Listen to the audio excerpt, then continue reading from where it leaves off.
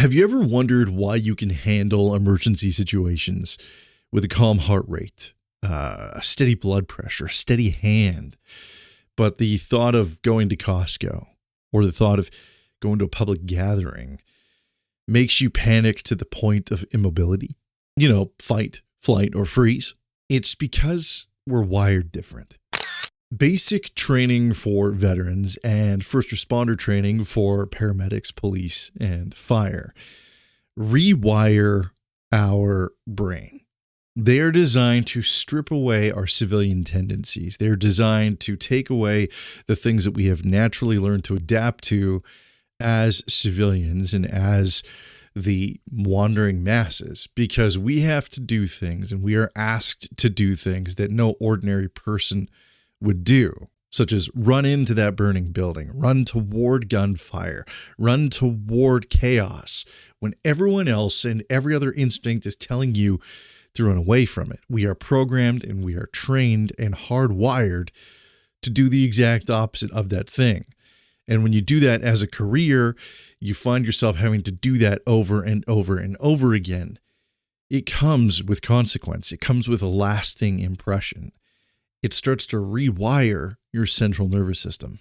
My name is Matthew Heneghan. I was a paramedic for almost 17 years and a military veteran. So I feel like I have some unique perspective to offer on this topic because I live with it every single day. In 2017, I was diagnosed with post-traumatic stress disorder, major depressive disorder, and generalized anxiety disorder. And these are all things that I still face even now after almost 10 years in therapy. These are things that I have to navigate. And recently, I had to endure something that made me want to come on and talk to you guys about the central nervous system and about how first responder brains are wired completely different from that of our civilian counterparts.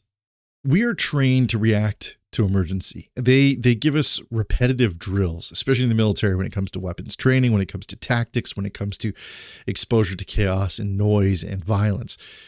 We are shown these things with great repetition so that when it does come time, we react almost on autopilot. We have muscle memory. We do things based on muscle memory.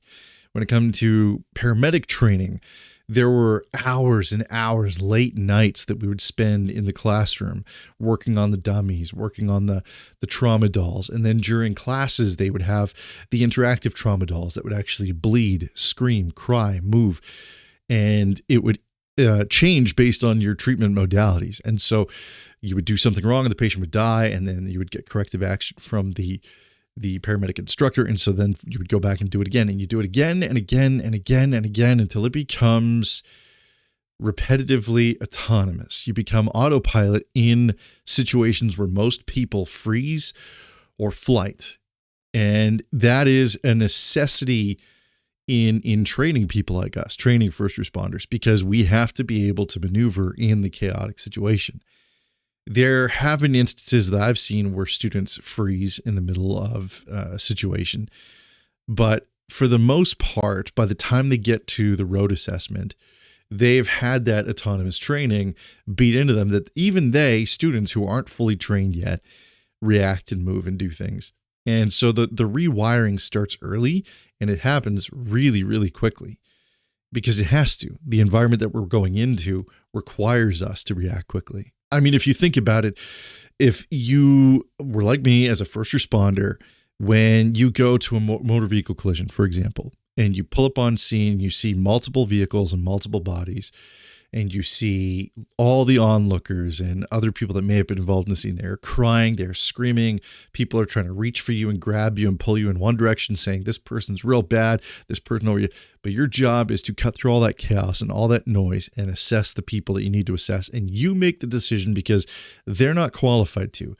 They're making the emotional-based decision based on what they see and their non-trained eye. And they're trying to pull you because now you represent something. You represent hope. You represent the answer. And it's a hard thing to wrap your head around when you first go to it, but eventually you learn to phase those people out and just focus on what you need to do. Sometimes you get snippy and you just tell them to piss off or whatever the case may be, especially if it happens enough, you get kind of burnt out and you tell people to hit the road. even though they're trying to help. Or you have people who say, I'm a doctor. And it's like, what do you mean? I've never seen you in the ER. And they're like, yeah, no, I just went to medical. I just signed up for medical school. I'm like, then you're not a doctor. Like, get out of here. But yeah, you are trained to react and to thrive in chaos. And that training happens very, very quickly, especially when you go to a traumatic scene. Even as a student, you go to a traumatic scene or a traumatic situation, and you have that trauma that's imprinting itself onto you. You have that traumatic situation that is rewiring your brain traumatically, but you also have all the protocols and all the training that you're running through that you're trying to implement. And they sometimes marry one another and layer atop of one another. And so the rewiring and the stripping away of your civilian self happens very, very, very, very quickly. And in my opinion, it's not really easy or even possible to get back.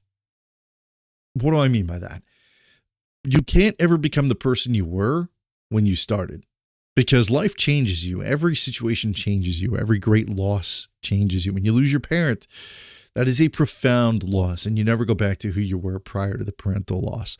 The same is true for first response training and veteran experience, combat experience within first response, being attacked, violence, things like that. These all reshape you and rewire you, and you can't just go back to the world you knew when you signed up for service. That world no longer exists to you. A person that I served with put this really, really beautifully one day during their pre-deployment training. They had a psychologist come in and they said, you're getting ready to depart. You're going to be departing for upwards of 9 months. The veteran that leaves, the veteran that deploys and goes overseas or goes onto a ship or whatever, they never come back to the same home ever. That home that they leave is never the same. It's done. And the way that she explained it, the psychologist, the way she explained it was that the veteran departs, right? They go overseas, they go away. The people that are here at home waiting for their loved ones, well, maybe the wife gets a haircut, right? She cuts her hair short. She's been thinking about it for a while. Now she's just going to do it. So she cuts her hair short. And there's that room that's been bugging her for a little while. They wanted to repaint it. She's going to repaint it. Now it's repainted. And you know what? The kitchen it's not the way I like it. So I need to switch things around. And the kids do what kids do when they get older. They get bigger, they get taller. And so by the time the veteran returns home, the very first thing he sees on the car ride home is that department store, that apartment building that was being built. Well, now it's built. It's fully built. So the landscape of his hometown is already different. It's already changed. And then he looks over to his wife who's driving and she has a bob, or she changed her hair color.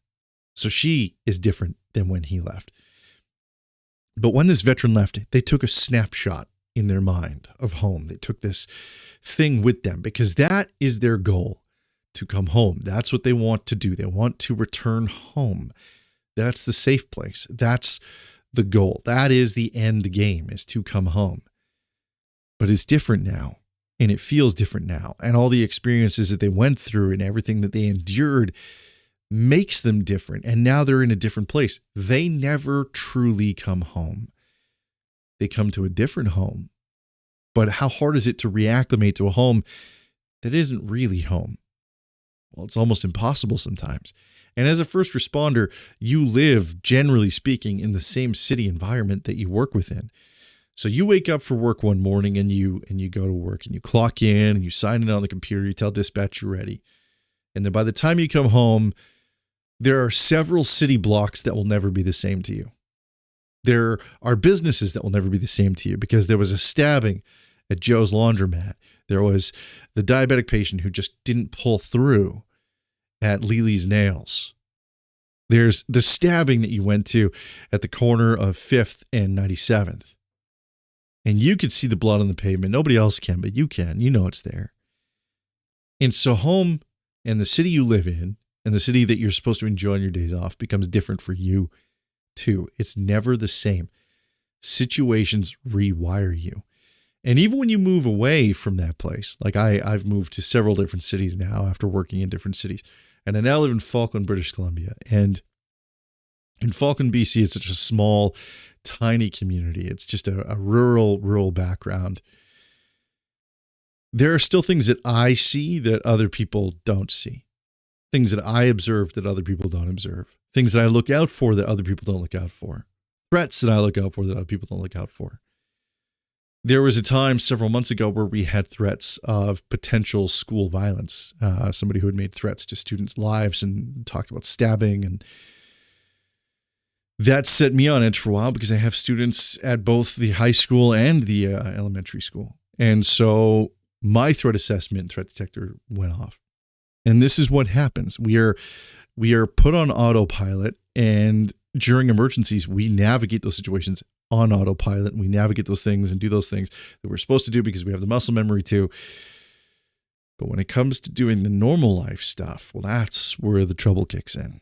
Because emergencies have rewired our central nervous system.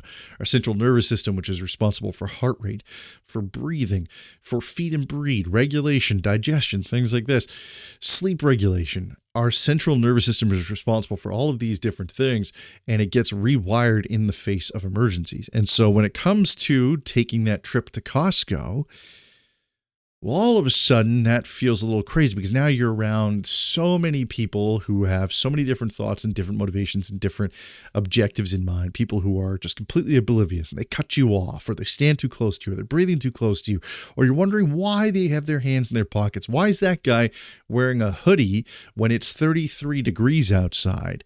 Why is that? And for my American friends, that's really hot. That's upwards in the hundreds of degrees Fahrenheit. But why is that guy's backpack so heavy? And why does he have to wear it if he's just shopping? That makes no sense. You start to look around at all of these things, and it's just like when you take a dog to a dog park. That dog comes home and it sleeps, right? It just dies. It goes to its dog because it's so overstimulated. Well, the same thing happens to an emergency worker when you take them to a place like Costco or like a public outing or a gathering, to the water slides. You hear kids screaming, screeching. Oh my God, they're having a great time. Your brain's telling you that kid might die. That kid might have hurt himself. That kid might have been hit by a car. That kid might have been stabbed by another kid. The brain in the world works totally different because your central nervous system is rewired to interpret most innocuous things as a very different thing. And the systems that we go through, like the basic training system in the military and the first responder training systems that you go through to become a fireman, a police officer, or paramedic, they're all really, really, really, really good, finely tuned by this point at stripping away the civilian and stripping away the things that most normal people think and react to, and giving you the skills necessary to do the jobs that we have signed up for. There's not as many systems in place to help strip away those systems that we learn and come back to. And I think that's multifactorial. One, a lot of people join when they are young, when they're 18, 19, 20, mid-20s, whatever. Our brains aren't even fully developed yet until you're 25. And you learn a whole new system and a whole new way of thinking. And then you go through traumatic events and with great repetition. And then all of a sudden, things pile up on you because you're still having to navigate the real world. You're still having to navigate the stressors of daily life. Maybe you've become a new parent and now you have even less sleep because, you're dealing with a kid, and now you're dealing with the stressors of having that whole aspect in your life. And so your brain is wired a certain way. Your central nervous system is wired a certain way, and it's not easy to just turn that off or to recalibrate it. And it's hard to have a switch that allows you to go into first responder mode and civilian mode. The switch really is built for chaos. And that is why when things happen that are emergent, life and death, even though you can't and have trouble handling a place like Costco or a public outing, all of a sudden you become the calmest guy in the room when it comes to the vehicle accident you're just passing and you see somebody in the ditch or there's a fire on the side of the road. You become the most switched on guy that people look to and people see, oh, this guy knows what he's doing, and you are calm. Your heart rate is calm, and you know this. You could feel it. You're like, man, I am oddly calm here. Or in some cases, you're like, yeah, man, I'm in my element, and you're almost happy and pleased with the fact that you're contributing the way that you are. And then All of a sudden you'll go home and your dog will bark. It'll just startle the crap out of you and you'll punch the counter. Punch the counter and break one of your knuckles or hurt your hand because your dog barked. Dogs bark. That's what dogs do. Just came out of nowhere. And to you, dog barking means something completely different because your experience on emergency scenes mean the dog barks could be dangerous to you, your partner, anybody. And so that dichotomy becomes really tough to navigate and sometimes live with. And that's why I think there's such an epidemic of depression. It's such an epidemic of first responder and veteran suicide because it is so hard to recalibrate and return to normal daily life. So what do we do about it? What can we do about it? Right? If we can't truly recalibrate our system or reset our system, what can we do? We can train ourselves. The stuff that you've learned, the veteran you were and are, and the first responder you were or are, that's never going to go away. It's never going to go away. That's the bad and or / good news, depending on how you'd like to take it. But it's never going to go away. It's never going to change. But what can change is how you communicate with your support network. For me, it's my wife. And so I've toyed around with the idea of coming up with either a code word or a 10 code or something I can use to explain that I am really stressed, really, really, really not in a good place, really dysregulated. And I don't know why. I don't have an answer for why that's happening. Because sometimes the answers don't come until much later. And sometimes you don't know what your triggers are. Even after this many years, there are still triggers that I encounter that I didn't know. For example, right now I live in British Columbia. And for those of you that know British Columbia knows that it's on fire. Now, you might think that smoke would be a trigger to me, but wildfire smoke doesn't smell anything like structure smoke. It's two very different beasts. So the smoke isn't so much a trigger, but my eyes stinging are a trigger. That burning sensation, that gritty sensation, that's a trigger. And I didn't know that until just recently. And I just had to navigate that. Communication with self and with your wife. Those are big things that you can use to help navigate situations. Another thing I do on a personal level is I write. I have a journal and I carry it around with me as I also do on the computer. And I write things. I write things down. I write observations. I write things, feelings, sensations. Even if they're, not part of a broader journal entry, if they're just bullet points or whatever, I write it down because it gives it something physical. And when you give something physical, it becomes real. And sometimes having something that feels real and tangible, that gives you the ability to address it. Maybe not right at that exact moment, but it does give you time to maybe look at it later. Or if you're like me and you have a therapist, you can say, hey, the other day I wrote these things down because I was thinking and feeling this, and this is what I came out with. And those are all really valid things you can do. In my opinion, this is just my opinion. I'm just a generic white guy over the internet. I don't have a fancy degree. I just have a number of years in emergency situations. In my personal opinion, based on my own experience, I don't think there's a way for you to erase your central nervous system back to zero, like factory settings, and then start over anew. But there is a way to help train your central nervous system to coincide and live symbiotically with your emergent side. I mean, you can't erase the stuff you've been through. You can't erase the traumas that you've seen and the things that you've endured, but you can find ways to navigate through them. And by journaling, coming up with 10 codes or a specific word with your wife or your husband or whomever, these things can all help recalibrate and find a new way to help you navigate those situations that are less than perfect. And also, you don't always have to go to Costco. My wife allows me to sit back from Costco every now and then, and she'll, I got this. Don't worry, I got it. Because to her, yeah, it sucks to be around a ton of people, but it doesn't affect her CNS the way it affects mine. And so there's times where she just says, sit this one out. I got this. And then there's times where I go, no, I have to go with you. I have to challenge myself. I have to put myself in this situation. And I endure as much as I can. And then sometimes I'll step out of the store and I'll just sit in the car or I'll go somewhere else, take a deep breath, and then go back in, or whatever the case may be. That is all right too, to give yourself a bit of a timeout. Being a first responder, being a veteran is a noble endeavor. It's a noble undertaking, but it does come with consequence. But that consequence doesn't have to necessarily live as a negative in your life, even when it's tied to stress and some negative things. We can find ways to coexist with it. We can find ways to use it in a positive light. For example, I'm talking to you about these things as I know that I'm not the only one who goes through them. And I can tell you I live a beautiful life. I have a beautiful wife. I have 2 beautiful kids. I have a dog that I absolutely love and a dog who's kind of an asshole and 2 cats that are 100% asshole. But I live a fantastic life, and a fantastic life is possible even when your central nervous system tells you that the sky is falling. But my grass is green from what I can see.